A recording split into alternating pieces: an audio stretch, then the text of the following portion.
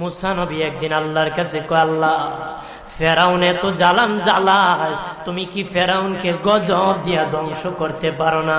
আমার আল্লাহ কয়, মুসা আমি ফেরাউনকে 4টা কারণে গজব দেই না। কয় কারণে? ফেরাউনকে 4টা কারণে গজব দেই না।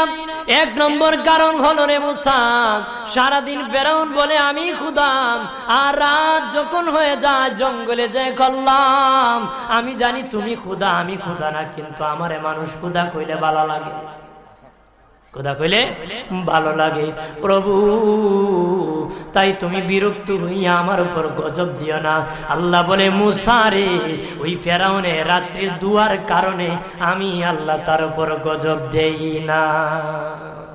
2 নম্বর কারণ হলো, আরে মুসা তোমার মুখে দাড়ি, ফেরাউনের মুখে দাড়ি, তোমার পরনে জুব্বা, ফেরাউনের পরনে জুব্বা, তোমার মাথায় পাগড়ি, ফেরাউনের মাথায় পাগড়ি। আমি যদি গজব দিই, জুব্বার বেজ্জতি হবে, পাগড়ির বেজ্জতি হবে, দাড়ির বেজ্জতি হবে। মুসা রে, ওই জুব্বার পাগড়ির ইজ্জত রক্ষার কারণে আমি আল্লাহ ফেরাউনকে গজব দেই না।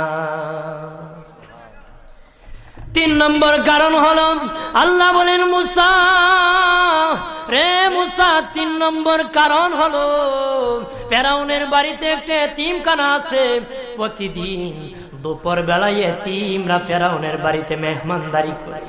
তারা খাওয়ার পরে আমি আল্লাহর কাছে দোয়া করে, আল্লাহ তুমি যদি গুসা হয়ে ফেরাউনকে গজব দিয়ে ধ্বংস করে দাও, আমরা এতিমকে কে খাওয়াইবে রে আল্লাহ, আমাদের দুয়ার বরকতে ফেরাউনকে গজব দিও না। আল্লাহ বলে, মুসা রে, এতিমের দুয়ার কারণে আমি আল্লাহ গজব দেই না। 4 নম্বর কারণ, আল্লাহ বলেন, মুসা ফেরাউনের একটা মাছ বিদ্ধ, হাঁটতে পারে না, ফেরাউন নিজ হাতে নিয়ে গোসল করায়, নিজ হাতে মায়ের শরীরে তৈল লাগায় দেয়, নিজ হাতে ফেরাউন খাওয়ায় দেয়।